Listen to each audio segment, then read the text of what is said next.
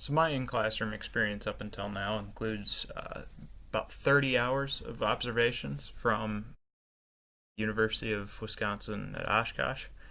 I did it in my hometown high school as well as in Oshkosh North High School.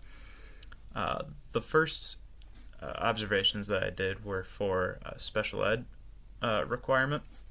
So I was working specifically with special ed teachers and with special ed students. I thought that was really just a fantastic experience. You get to learn from the perspective of these special ed teachers and students, their views on the classroom, and how they learn specifically, and what the process is with IEPs and how to differentiate your assignments and so on. Another experience that I had was with a history teacher at the Oshkosh North High School, where he showed videos for pretty much the entire time that we were there.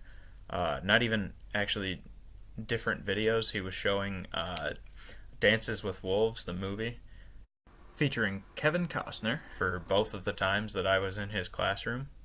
He didn't stop the video to ask questions. He didn't make any comments on the video as we were going through it. He pretty much just pressed play at the beginning of class and let it play until it was over. And from what I could see, there was no after the movie discussion of the movie, there was no worksheets or anything to do. So this I thought was interesting because it was a good example of what not to do. He was pretty much just putting a video on as a way to kill time, it seemed like. He really didn't have a plan for how this was supposed to help students reflect on the material either. He pretty much just said that it was supposed to help them reflect, and that's it.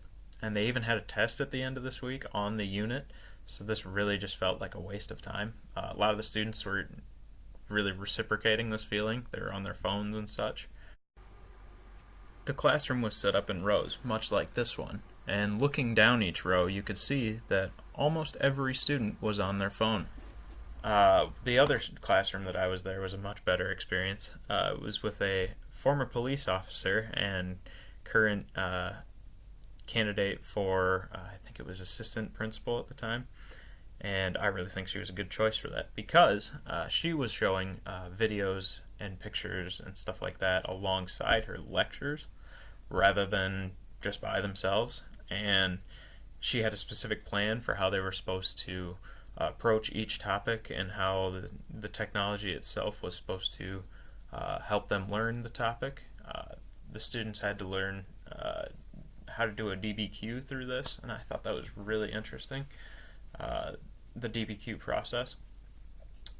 This was a much better experience because it really showed me how to use technology in the classroom. It really showed me how it can be valuable, whereas the other one just did not do that. So all in all, I feel like both of those experiences were useful. One showed me how not to use technology. One showed me how to use technology. Both of them, though, showed me that the way that you implement technology needs to be thought out beforehand. It really needs to have a purpose and a structure and a plan. Uh, yeah, the first one just really didn't have any of that. So yeah, that's my experience with technology in the classroom.